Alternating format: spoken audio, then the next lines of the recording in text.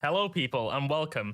Today I am doing a little game or a little, I don't know how to call we're going to call this. We're going to call it like a little comparison between Legends of Runeterra and Riftbound, as some of the cards have been using the same art. So we're going to be starting with set 1, then we'll move on to set 2, and then potentially we'll move on to set 3, and we can do some predictions as set 3 is currently in the reveal season. So Grappler and Snnuy, are you ready? Born ready. I'm ready, yeah. Okay, so starting off, we have the Daughter of the Void. Oh my god, this looks so professional. That's really good. So obviously we have her infamous Legends of Runeterra card, her level 2. But yes, we have a Kai'Sa Evolutionary, and we have a level 2 Kai'Sa. So we'll start from Legends of Runeterra. How strong was this card in the meta? And then we'll go on and compare it to then Riftbound and how this card has performed. Yeah. Okay, so before I say that, I just want to say that there have been videos in the past where there is like a technical right answer when, you know, you ask somebody like, hey, how good is this card? And then it's like, well, it was meta. But here, there most of the time, I think won't really be a right answer because there's no direct way to compare these cards. So, I mean, to start off, Kai'Sa, obviously, one of the most broken and meta warping games that Runeterra has released. It's definitely in like the top 10 cards that broke the game the most. So that's already going to be pretty hard to beat for what I can see, the Kai'Sa that sees a lot less play. Kai'Sa was very strong when she came out. I was frustrated playing versus Kai'Sa because it wasn't really my playstyle, so I just played a lot against her and wasn't very fun for me, at least. She was very strong. Yeah. What I remember mostly about that meta is that when Kai'Sa was meta, every deck was just like, okay, I just got to do like my broken turn before Kai'Sa comes online because then I just lose. So I remember like Thralls being good, which also wasn't very fun. A little bit of aggro. I think even Blade Dance was like decent around that time. Yeah, I played really slow decks, so my thing was like, if they draw more than one Kai'Sa, I'm probably in trouble. Yeah, exactly. Yeah.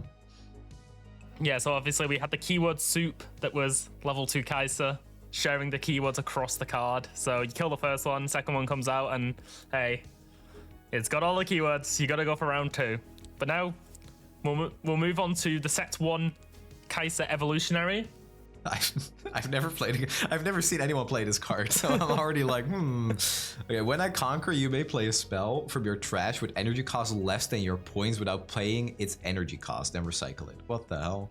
I think it would be maybe playable if it had Accelerate, but without Accelerate, it just drops on the board, 6 mana, do nothing, plus you burn a power. And I mean, at least when she came out, there was no way to accelerate her easily, so she just dies to nothing. Basically, you drop her and you don't really get the conquer effect. Like, I feel especially like turn 6, it's pretty, or like turn 3, I guess, for 6 mana. That's really hard to do when you have no backup. Yeah, I mean, I think we're starting pretty easy because like my answer would obviously be like, yeah, the LOR Kai'Sa was a lot better. Yeah, so just some context for how I think the Riftbound Kai'Sa is going to go. If we ever have a tournament or anything that is multiplayer, this card inherently becomes stronger because when you do a 2v2, your points are 11. So the card that you can pull from your trash can go up to 10 energy. So inherently by playing a multiplayer, this card gets stronger because you can pull a stronger spell from your trash. But also, the more cards that you print that are low energy, for example, Kai'Sa, the only card that this Kai'Sa wants to see play is Stupefy, because it's just, as long as you have 2 points, you can play Stupefy. So it gives you a draw for free. So the more low cost cards that get printed, and potentially multiplayer, this card can see more play. But yeah, as of now, not seeing any play at all. Yeah, but I don't know, like, you have, like, if you want to do that, you have Fizz who just does it on play. you know? And this, you gotta actually play it, wait a turn, conquer with it. If it doesn't conquer it, you just wasted your mana doing nothing. Like, you've got, yeah, I don't see it. Yeah.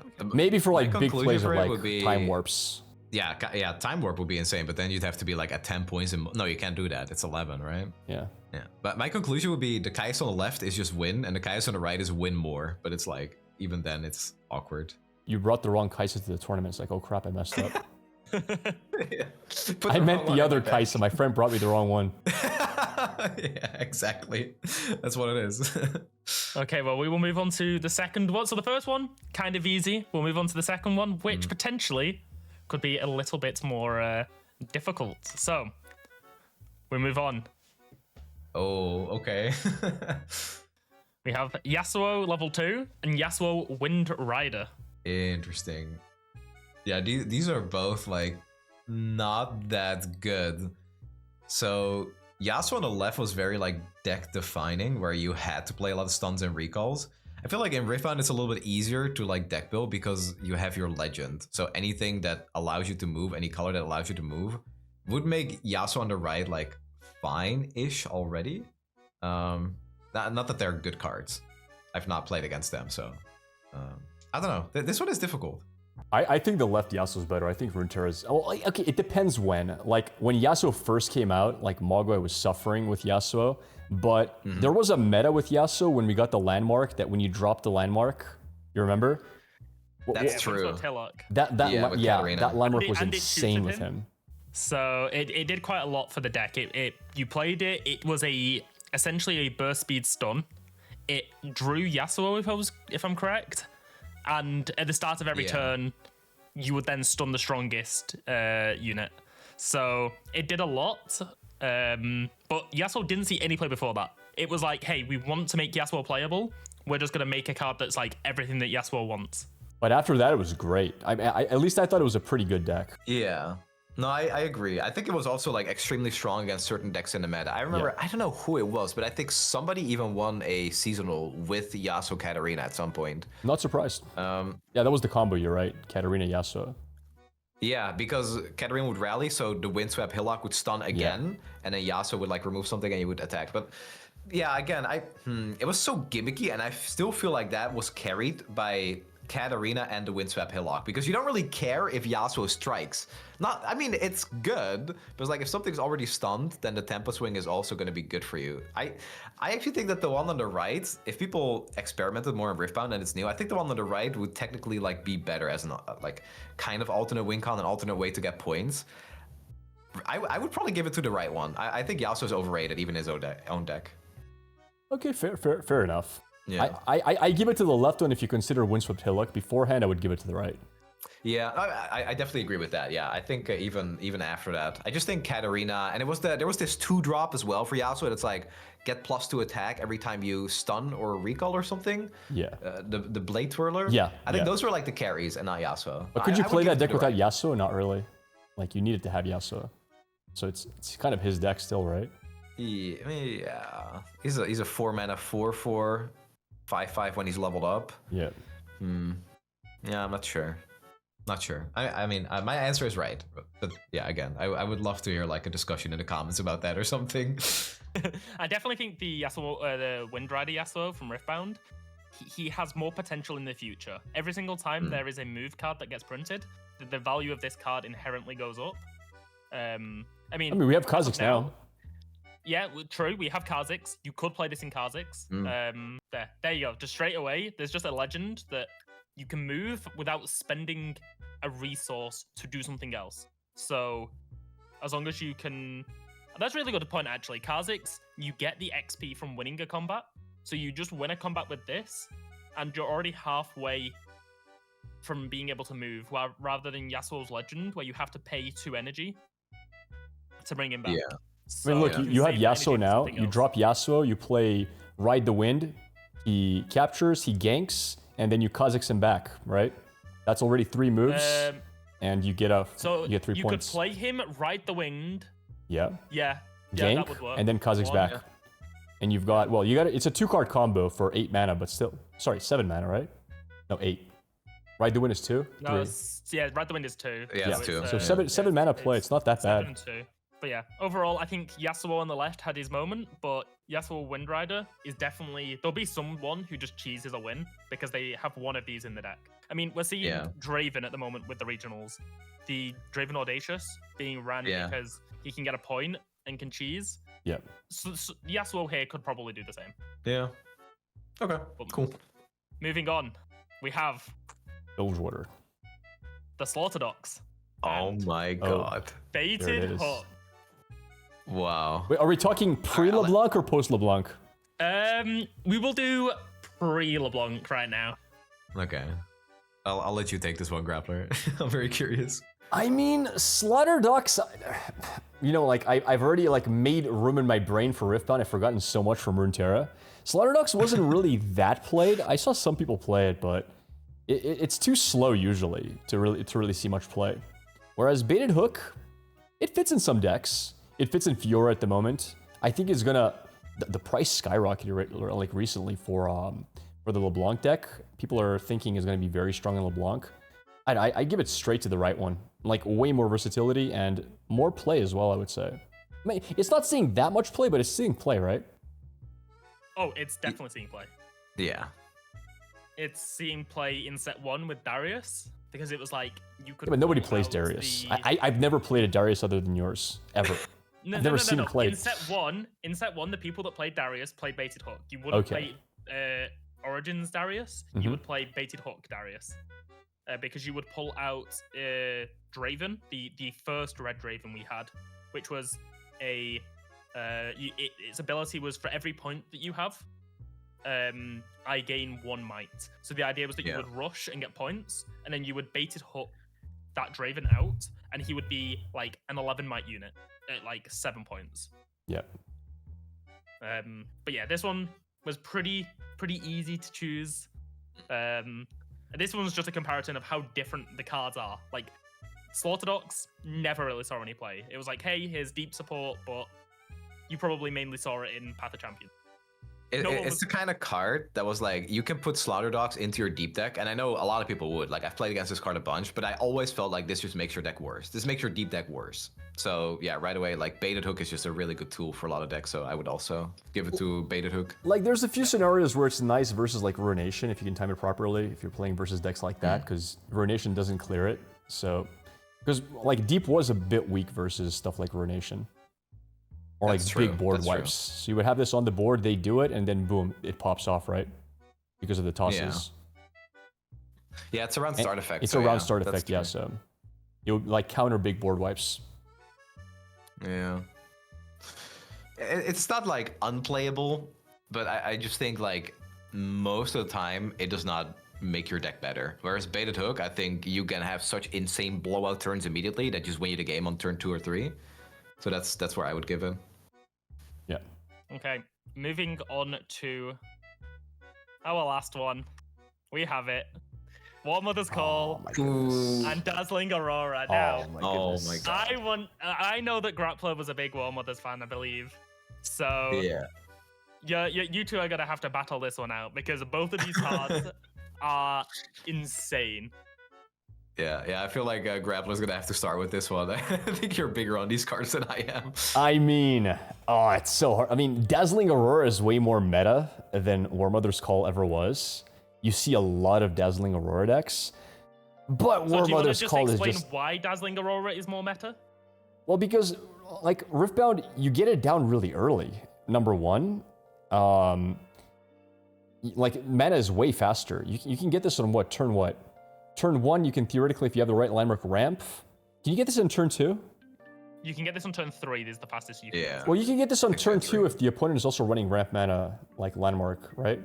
Because you could go second into 5, into 9. Yeah, I guess, but like, yeah. Like, under ideal circumstances, you could hit this on turn 2, I'm saying. Like, it's really fast. War Mother's Call takes forever to get down. So that's number 1. Number 2, you can't really deny Dazzling Aurora at all. It'll at least get 1 point of value, unless you're silly enough to let something trigger. But even then, like, how can they recall it? Not easily, so... Yeah, it's always going to give you one minion of value. Whereas War Mother's Call, somebody denies it, somebody uses the Shurima deny, the Ionian deny. You just lost 12 mana, you did nothing. So, it being a spell was a bit of a rough thing, but... Other than that, I prefer the spell version, because once you get it down, nothing can stop it. Whereas the right side, well, there's still a lot of counterplay, even if it's played. Yeah. Weirdly I do find the one on the right, Dazzling Aurora, I find it to be the better designed card because it is a gear and you can interact with it after it's down, like specifically that. Whereas with War Mother's Call, it's like so polarizing, where it's like, okay, it goes off, now I have to deal with this for the rest of the game. Oh, I denied it, or I got it denied. I probably lose the game. So I do also think that the one on the right is a bit better though as well, because you can get it down so early. It's a better card. But I like the design of the left one better. It just gives me a dream to chase after. Like, if I can just achieve this, nothing can take it away from me. I got it now. Yeah, that's true. I'm more speaking from like the perspective of playing against it, which I did more than playing it myself. Yeah. I'd much rather play against War Mothers. Actually, wait. I don't know. Like, I feel like War Mothers is easy to play against, though. Well, depending on the deck you have, right? Yeah, that's true. But even then, like, what deck is afraid of War Mother's Call? What deck is afraid of War Mother's Call? Yeah, like if you're aggro, you kill before they can play it. Any deck that doesn't have deny, and any deck that couldn't like kill the deck before it went online. So like, yeah, but it's like 12 mana do nothing almost. Like it's 12 mana. It takes a long time to get down. Yeah. It is an insta-win button, though, most of the time, if you do get it. So if you get it down, well, yeah, it helps a lot for sure. Yeah. In a controlled mirror, it's an insta-win. Versus like aggro, not necessarily. I mean, I was gonna say like anything Shadow Owl control-y, War Mother's Call is probably pretty good against if you don't run out of units, but you probably won't. Yeah. I actually built, I think, War Mother's Aurelian Soul. I think I went like 19-0 with it when I first... Well, that was because it wasn't on ranked, because ranked is never up on the first day. So much fun. Oh, yeah. I actually remember that, yeah. Like, was that also a Trundle? Like, Trundle Well, I think it was the Trundle War Mothers, something like that, yeah. Might have been Trundle. Yeah. As for stronger, like, which one would you give it to? Oh, stronger is Dazzling Aurora. Yeah, I think so too. War Mother had its moments though. I think also in like the beta of Runeterra, War Mother's Call was like really good and played a lot, and it was strong. But was it competitive? Even right now, like, sorry, go ahead. Was it competitive? Yeah, it was. I remember Alan doing a lot of work with War Mothers in the beta. Yeah. Yeah, maybe. Pretty sure it was. I mean, inherently, Dazzling, I think, is just stronger because of how Riftbound interacts with its trash, and you can play cards or you can put cards back in your deck to get the Dazzling off. So, like, there's a Dazzling Aurora deck that uses Last Rites, and it just keeps putting Mind Splitters back into the deck. Like, it goes onto the board, it dies, that's fine. I just Last Rites, I conquer, or I hold, and the Mind Splitter is now back in the deck. But the thing with Dazzling Aurora is, like, the big benefit, okay, there's a downside because if the deck built a certain way, you don't want to have a ton of, like, one-cost units or whatever. But the big upside to Dazzling Aurora is, when you play it, even in the worst-case scenario that it gets removed immediately, it's still a 2-for-1, because you played a card, you got a minion on the board, so you played 2 cards. He had to remove your Aurora with a card, so you're up 1 card advantage. And secondly, usually the units you're playing are really big units, so you're not even down much on mana. Like, if you're playing a Mind Splitter, you're getting a 7-2 unit for 9-2. So even in the worst case scenario, you're down 2 mana, but you're up a card. Yeah, that's also a good point. Yeah, I think Dazzling is just better, like, in almost every sense of the way. Well, and Dazzling takes this one, and as we do that, we move on to Riftbound second set, Spirit Forge. Oh, wow, the production value, holy shit. Marshall, good job. The first one. Oh god, Reckoner? Have the Minotaur Reckoner. Wait, they're both called the same thing? That's cool. There's one of the few examples where they kept the name. I mean, one is 6, one is 5. It's pretty obvious who's better. Yep. It's the 6/6 because he beats the 5. I mean, that's how it works, right? He stuns him and then 6 he is more than him. 5. I didn't even know Minotaur Reckoner is a card in Riftbound. I've never seen it.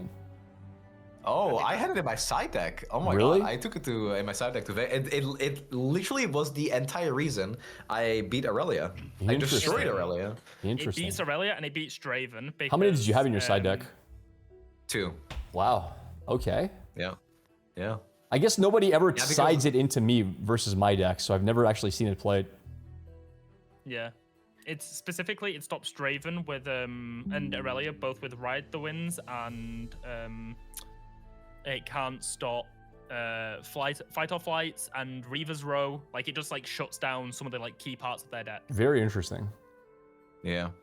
Yeah, I've been really happy with it. I mean, I don't think it's worth playing unless, which was the case, Draven and Aurelia are some of the best sets or best decks in the format, and you're expecting to play against it a lot, which I did. Otherwise, I wouldn't have put it in. I just knew like all my practice against Aurelia was with this card, and it was always like, okay, I kind of struggle until I get the Reckoner, and then they have to make like kind of awkward plays where they're like using Charm on this instead of on like my units I actually care about. Yeah. They need to get rid of this, or they just can't play their deck. And it's really cheap. 5 for 5 is actually solid.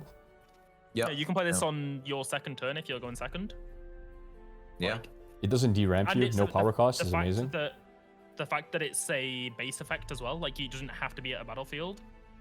Yeah, let's keep it in the base. It's hard to remove. It's a really strong effect into the decks that are strong. Yeah, I mean, I remember playing as Minotaur Reckoner from Runeterra, and that if you are behind, this guy can just kind of lock you down. And the Minotaur Reckoner for Riftbound is kind of more like, it's really good against some decks, and then against other decks, it does absolutely nothing. It's actually kind of a hard call. I would give it to the Riftbound one, though, just because it helped me beat Aurelia, and it's good against Draven, which are some of the best decks in the game right now. Wasn't there a card that summoned Minotaur Reckoner in Runeterra? Or was it another one that gets summoned? No? Yeah, no, it was like the one that gets +1/+1 for every recall and stun you did. Yeah. Did this card actually see play, though, like in Runeterra? In the Yasuo like deck. in the starter Yasuo decks, or like maybe very like nobody early played on. it really though. Like nobody deck built with it. I mean, I think it was in the Hillock Yasuo, maybe as a 1 or 2 of. But like, no, I don't think so. It definitely was. Yeah, I mean, I think I give it 100% to the Riftbound one. I think it's just better overall. Like that's a weak card. Like maybe you can play it in Yasuo, maybe, but there's just better options. Okay, yeah, that's what I feel too. Yeah. Riftbound Minotaur Reckoner gets the win. Now, going on to a card. Oh my god! I don't think this one is going to be a long discussion, but we have a champion strength and we have rally the troops. They're so different too. Oh, one is like I didn't even know what card this was, dude. Firecracker. All right. I mean, obviously, rally the troops in Riftbound is better, right? Oh, by the way, we're looking at the nerfed version of champion strength here, just for context. That's true. Yeah.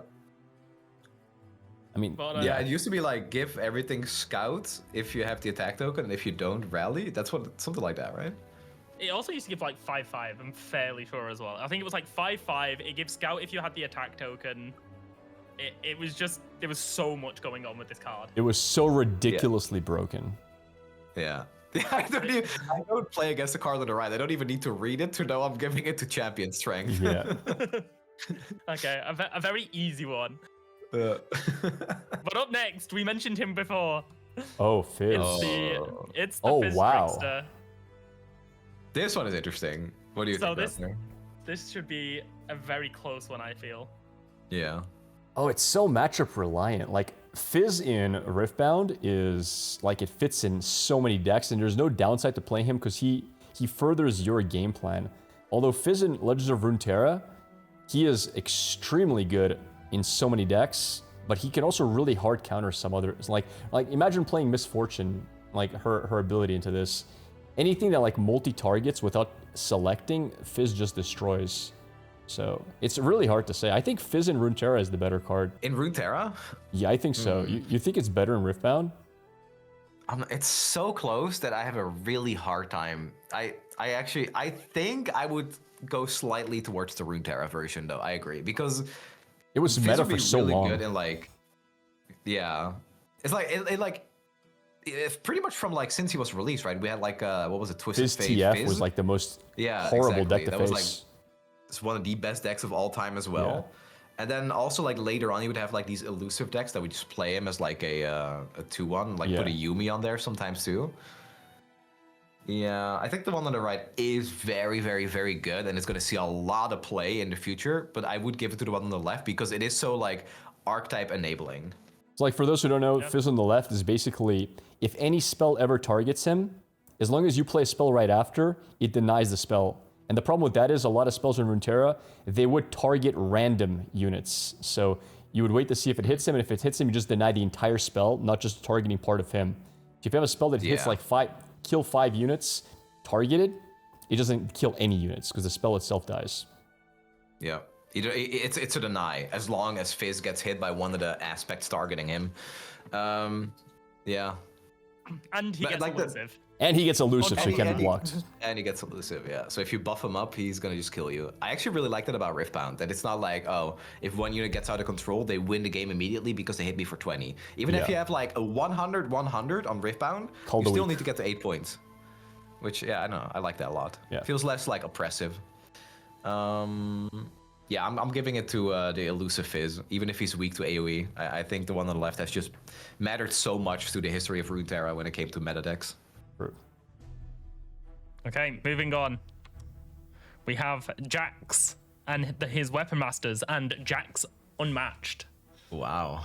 I don't really like. I haven't seen either Jax that much. Now, somebody I play against in Riftbound a lot likes Jax a lot. Jax got top 8 in Vegas, right? Yeah, he did. Yeah, that was like one of the underdogs that actually made it really far. I think that was Jax, yeah. Yeah, so for context for Jax Unmatched, he makes every equipment card that you have in your hand a quick draw. So he works by turning equipment like spells, so that you can play your equipment like a spell card that can buff, but obviously because of equipment, it becomes permanent. So a lot of Jax decks will run Jax Unmatched as their chosen champion, so that they can get this online as quick as possible, so that their equipments that they're drawing, because they run quite a few equipments, can be played as reaction speed. One of the good combos with this is that you can quick draw on a GA.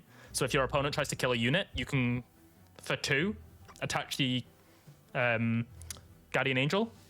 It gives them an additional might, and the next time that unit dies, it just returns to base instead. So it can maybe save them because of the might, or it can save them because of the effect. So a very versatile card. Yeah, because usually the equipment goes to the board first, and then you need to pay to equip it. This just equips it straight away, which is very, very, very strong. That being said, I think if you ask any Runeterra player about Jax Ornn, they'll have a lot to say. It's like, somehow this is just always the best, or one of the best decks to bring to tournaments. And that is also like, okay, so for the Jax on the right, he kind of enables the deck. He's like the PowerPoint where you can have that really powerful effect where all your units are just infinitely harder to kill because you know they can get buffed by a weapon in hand or straight like a Guardian Angel so that they don't die. But the Jax on the left kind of is like the earliest good unit you can play that automatically equips a equipment to himself that you can start forging. So like the weapon starts as a 0/0, I think, and then every single time you forge it, it gets +1/+1, and then if Jax dies, you can re-equip that. So that's also like kind of an important unit for that deck. So man, they're very different cards. Really Jax also equipped the Light of Acacia in Runeterra. So it was a quick attack one, right? It was 0/0. Yeah, yeah. So he was quite strong as an early unit. Because if you buffed him after blocking him, he could just like positively trade. Like he'll always, like, because of the quick attack, he'll always get the attack off first. So yeah, I don't know about this one. I would probably, right now, my first reaction would be I give it to the Jax on the left. But it kind of depends on what Grappler thinks, because this is hard. Yeah, I mean, Jax on the left was very limited to what decks he played in, wasn't he? To an extent. To an extent, yeah, but the decks that he was in was... Sure. It was something. I mean, I would say... like, at the current meta, Jax on the left, his deck was stronger than the Jax on the right decks. But, like, future-proofing, I think Jax on the right has a lot of potential as a card, and it's a really strong card. Like, for what it does, it's just maybe he hasn't found enough decks to be in, per se. But that has a lot of room for improvement. Yeah, I mean, if we are looking at, like, the Jax Legend for Riftbound, it did get top 8, and I think this was their chosen champion, right? Not the other Jax? Yeah, so like I said, it is a vital part of the Jax deck because of the interactions with like Brutalizer and Guardian Angel. I'm gonna give it a technical tie. Can I do that or have to choose? Say again? Can I give them a technical tie or do I have to choose one? You have to choose. You have to choose. I'm gonna go with the Jax on the right. Yeah, I mean the fact it got top 8, that does kind of say a lot. The reason I would give it to the one on the left is because of the deck building it opens. It was really good with Ornn. It also saw some play in timelines because it gave you access to like other Weapon Master units. True. Yeah. I'm gonna slightly give it to the one on the left. Fair. Okay. So, one on the left, one on the right. Moving on. We now move on to the prediction part of the video. This is the fun part. We are currently recording this on the weekend after week 1. So we have still got 5 days of reveals left, but we have seen some cards. So, for Riftbound Unleashed, we have seen the introduction of the Ruination. Oh, God. So, Grappler, you don't like Ruination, right? Oh, He hates it. I love Ruination. It's the best. Listen, you know what? Riot could have saved Legends of Runeterra if they would have printed an alternative animation to Ruination. I would have bought like 20 copies of it. Oh, this card is amazing. I love this card. If we're gonna give it to looks, the one on the right is like a slam dunk. It actually looks so good compared to the one on the left. Holy. True. Oh, it's one for one. Look at that. Same text, same name, same mana cost. It's beautiful. It's a nice callback. Oh wow. Well, with the printing of a deny in like every single color, 10 denies in purple, 10 denies in green. Oh my god. I mean, I think I gotta give it to the Legends of Runeterra one, especially with the mana system where you can like bank your mana as spell mana. And also further in the line, there was ways to play slow cards as fast to an extent with like Senna. So you can like pseudo do it like an action card or whatever. I have to give it to Legends of Runeterra one. Although, funny enough, you ramp a lot faster in Riftbound, so I don't think the right one is that far behind. I just think it's very matchup relevant. Like I think you can't take it into purple. So if you put it in your main deck, you have to like, you're gonna maybe lose game 1 just because of it. But it's so good into non-purple, non-green. And even actually green is not that bad because if they're not running Windwall, like nothing really hits it. That's true. Yeah. They need specifically Windwall, right? There's nothing else right now that would hit in green. Defy doesn't. Not so fast doesn't. So it's just really purple that gives it trouble. Yeah. Oh man. Yeah. I think if you look at the Ruination and Riftbound, the fact that it's 9 mana and you have to recycle 3 runes, I don't know, that's hard, man. And then, okay, so here's what I'll say. I think the impact of a Ruination would be. Of a Ruination resolving would be bigger in Riftbound than in Runeterra. But I think in Runeterra it's just like the better card because, like you said, of the spell mana, because of the way that you can like reduce the cost or have Senna converted to fast speed. Is it really a bigger impact though in Riftbound? Because like Runeterra, you play this versus elites or like Garen or whatever, and it's like their game is over. There were some decks that they just went all in, and if you have Ruination, they just lose on the spot. Yeah, I mean the reason I would say it's better in Riftbound for resolving is because if you're playing it in Runeterra and it's like your opponent plays around it and they just don't develop and then you have to play Ruination and they just play all their units right that turn, then it's really bad. Yeah. So can you play the Ruination in Riftbound if you have a unit heavy deck? Probably not, right? So you have to have like low amount of units, maybe like a Victor or something that like maybe like an Azir that generate their units. But if you're playing those decks, your opponent doesn't really need to go super all in with a lot of units themselves to play against you. So if they know you're running it, I think you can play around it to an extent.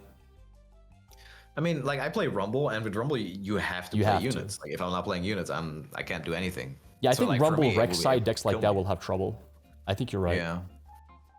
Yeah, but the deck like Victor, like you said, like they also, I don't think they main deck it, but they have like that card that's like 5 mana, and then when it dies, it summons 3 tokens. Yeah. That kind of stuff is also like good if you're playing it and then you ruinate your opponent. That's true. Or you ruinate in general and you get more tokens. That's a good point. So I don't know. There is Forerunner getting great value from this. Oh, I mean, sure. Yeah. Yeah, but Yeah, the actually. decks that run Forerunner don't really like being ruinated, I think. I would give it to the Runeterra one, though. I agree with you. I think it is the better card there. Okay, so Runeterra one taking the win on this one. But next up, we have everyone's favorite cat.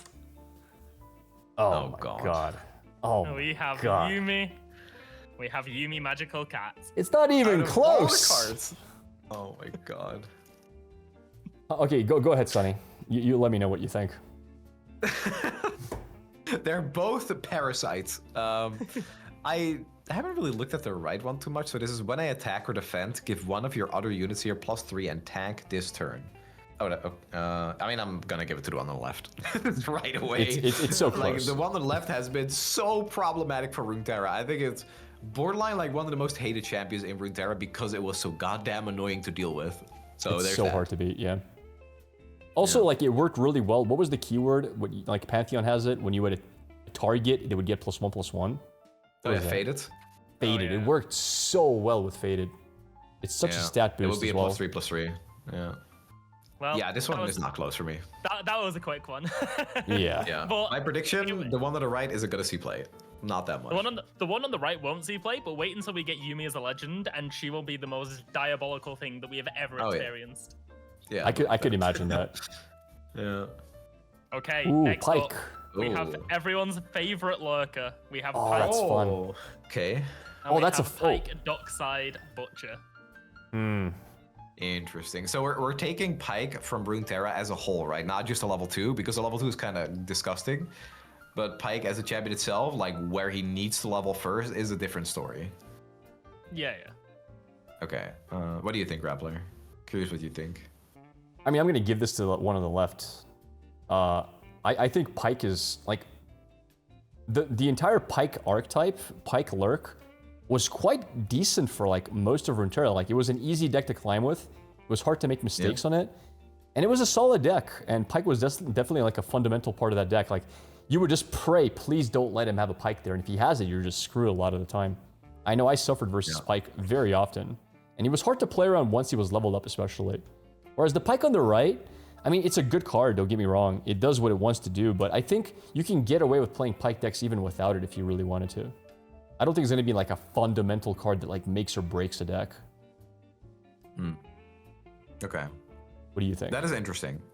So I think the things to consider for the one from Runeterra is that if Pyke is Death from Below, it's like just straight up one of the strongest cards you could possibly imagine having. But that's like not a consistent thing to get. That's like, if you get this, you're in a good spot to win. But the entire Lurk deck was kind of like, I need to Lurk Pyke and I need to Lurk Rek'Sai. Those are the two cards that matter the most. But basically the only cards. Good players were able to put him on top of their deck before attacking. Yeah, if you're good at the game and you attack on turn 1, he's just there. If you know. No, but I mean, there Lurk. were cards that like put your card at the top of the deck. Was that like later expansions? No, those were just there. There was like a card that put a card from your hand on top of your deck. You had like predict cards. There were definitely ways to put them on top. So I mean, this is a prediction, right? Because the Pyke on the right isn't out yet, but I think the one on the right is kind of disgusting as well. Just the because one on the right being able to be played turn 1 if you're going second is like insanely like. Exactly. That's why I'm thinking like the one on the right is gonna matter so much because you are going to basically see him every single game. I think this one is better than the other one, even though I can't fully recall what the other one was like. The purple Pyke. It generates you gold. The fact that you just have this.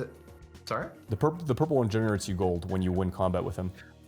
Oh yeah. Okay, that one is also good, but I think this one is better still because like you have that that he has ganking as well, and that you.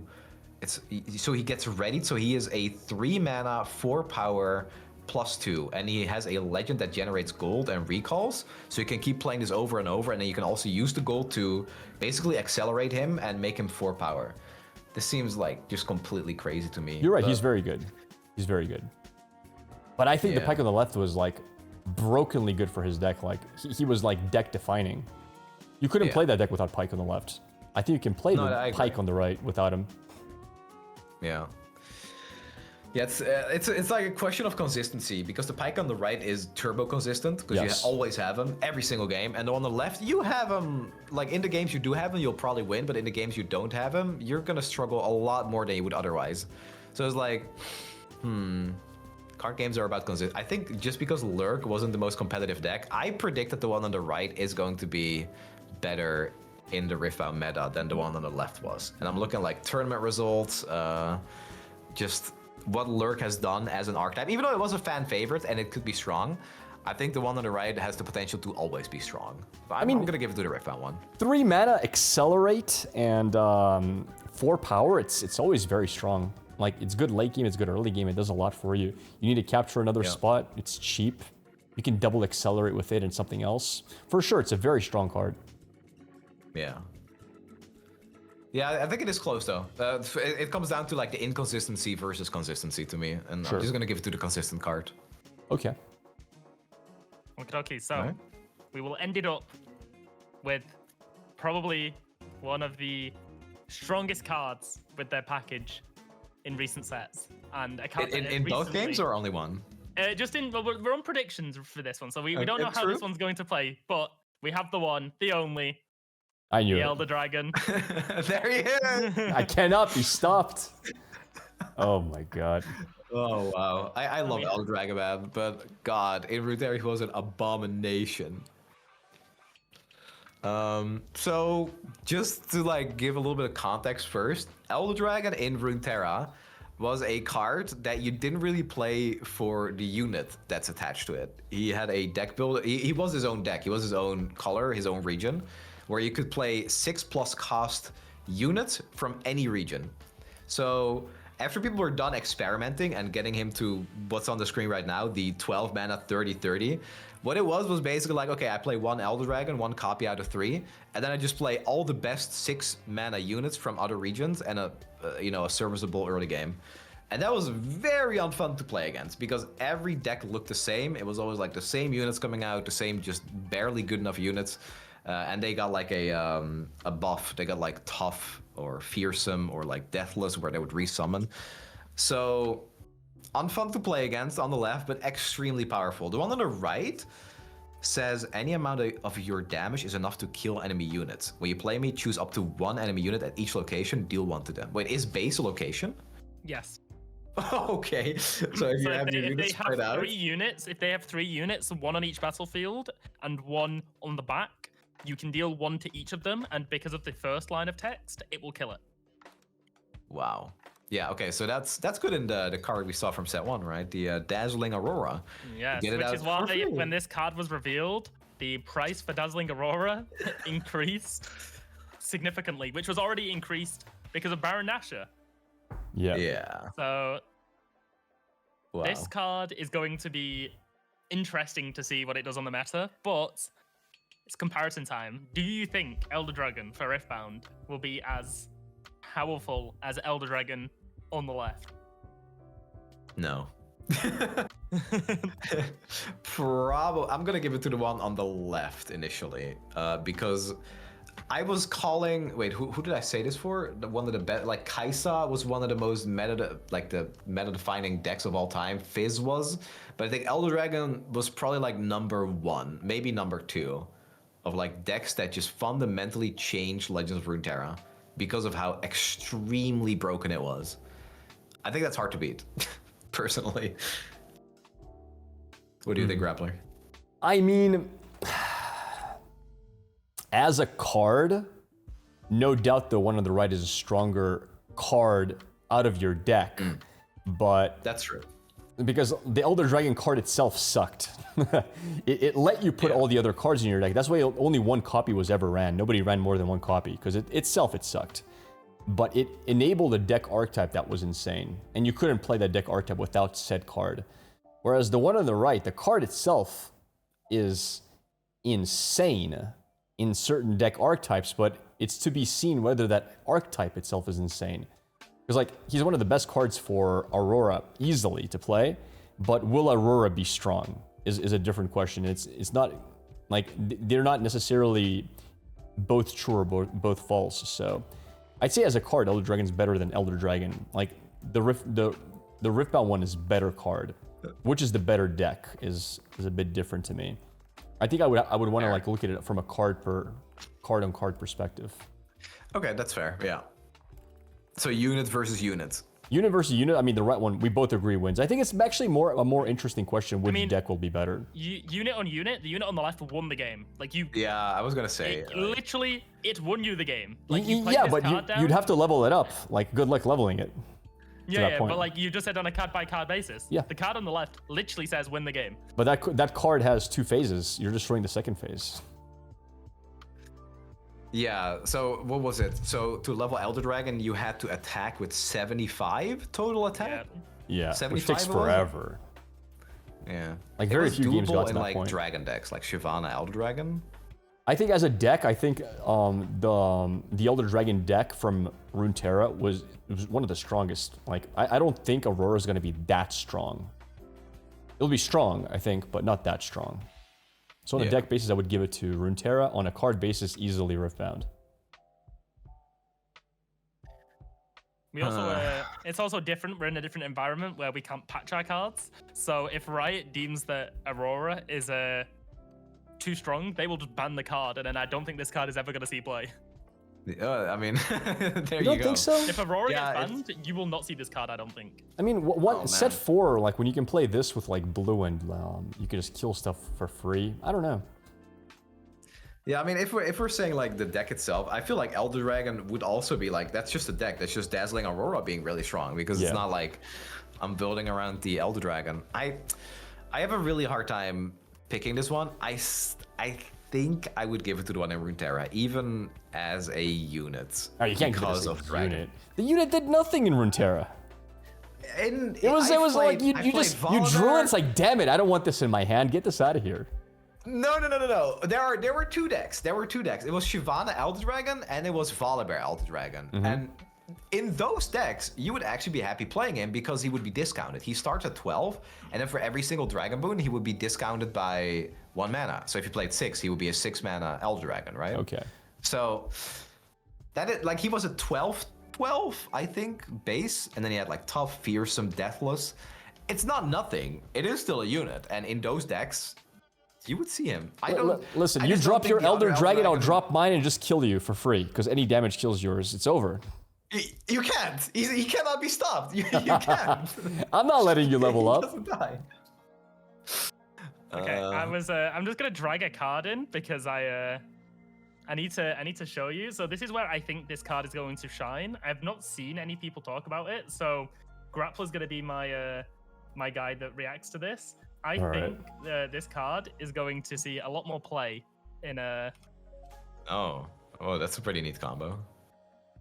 Bit gimmicky, though. Wait a second. That's interesting, actually. So here's oh my god, wait, when did they show that card? It's set 1. Set 1. It's a That's a set. Oh my, I never saw that. Wait, so you can do this at reaction speed during the beginning phase of your opponent if you want, with Elder Dragon on board as well. But then again, Elder Dragon already kills stuff at battlefields. True, but if there are only one. If there's many, Interesting. Because there's no play around for that. If you have 10 mana, you drop Aurora, and then at the start of your opponent's turn, you just pop Flurry during whatever battlefield procs, whatever. It just wipes everything on battlefields. Well, quite interestingly, Aurora. So you have 10 energy, right? Follow me. Yeah. You play Aurora. You've used 9 of those energies, right? You have 1 up. When you play Elder Dragon, this ability goes on the stack, so then you can play Flurry. Oh, that's true, because his passive is already up. You're right. Yeah, his passive is currently up. So you can, as long as you have 10, and you pull this with Aurora, like you're literally board clearing. That is interesting. Oh wow. And killing something at base. I'm curious. If there is a Ferris Forerunner and he's on the battlefield and you use Flurry of Blades to kill him on stack, does his Death Knell proc before you choose targets with Elder Dragon? Probably not, right? You have to choose first. No. Yeah, because you're reacting to the ability. Yeah, so the ability goes on first, you're choosing the targets, and then you're playing Flurry of Blades. Gotcha. What if somebody... Okay, but what if they have a Guardian Angel on them? You could proc both, right? Like, your Flurry of Blades procs the Guardian Angel, but you're still targeting with Elder Dragon. Yes, correct. So this will kill the unit even if it's Guardian Angel. As long as they're at a different... As long as they're at a location that isn't being duplicated, then yeah, you could say I choose the unit with GA and a unit at another. Well, it doesn't matter if it's battlefield being and duplicated. Not choose a unit at no, because you can't choose 2 units at the base location. Yeah, but if they I'm move fairly location, you're not choosing anymore. You chose the unit already. Like for example, you choose the Guardian Angel. Yeah, maybe. Yeah, you choose the Guardian Angel unit at the battlefield and 1 at the base. You've chosen. The choosing part is done. Now Flurry procs the Guardian Angel. They're both at base, but you're not choosing anymore. It doesn't matter if they're both at base. They're still gonna get hit. Yeah, I guess the you've chosen because of the card anyway. But yeah, that's what you mean. Okay, so which one has the better art? Oh wait, That is true. I can't see the art. Wait, hold on. Oh wait, it's not the same art. We've been scammed. Yeah. So this is it's not the same We've been scammed. To be honest, I specifically requested this one. Okay. So interestingly, you can see Jin down here, and you can see Poppy. Oh, They wow. That's sick. all of the alt art dragon jungle monsters have the legends fighting, which is very interesting because in Baron Nashor there's Kha'Zix, and you can see Ashe. Ari, but you can see Ashe, which is like, why is Ashe there? But every Nice little other teaser. every other card that you see for these alternate art jungle monsters is a legend, apart from the one Ashe card. Gotcha. Yeah, that is odd. Maybe next set. I mean, I can't believe Ashe isn't in already. So. True. She is like a very popular character. Yeah. I don't know which one I like more. I think I like the one on the right slightly more because of the units fighting him. No, you'll like it until it targets your champions. board. Do you not like the Oh, you mean the dragon? art? Yeah. I think they're both good. I think the one on the left, Yeah. full art, is better. I think small art, the one on the right's better. Yeah, because you have more in that frame, I guess. Yeah. I think they cut off the that's really cool the- part on the left with the people standing on the cliff. Yeah. Yeah, it's good for like size comparison. Yeah. That too. Yeah, the fire looks prettier, to be honest, in the one on the left. Even, yeah, on the one on the right, it looks weaker. The fire looks weaker. No, it's more focused. That's what you're looking for. Yeah, the problem is when they cut it off on the one on the left, you lose so much of the big picture that it just looks like a low polygon count. You don't see the artistic decision for it. Yeah. Have you seen do you remember the level 1 art for Elder Dragon where there was so much text that you literally couldn't even see any of the art? I don't remember Just now. filled up from bottom to top. I mean, I think it'll be interesting to see because there's going to be texture on this as well. Remember, because it's an alternate art, and all alternate arts have texture. That's true. So yeah. we'll see what the texture looks like when the cards come out on May 8th. May 8th. Okay. We're almost I'm there. excited.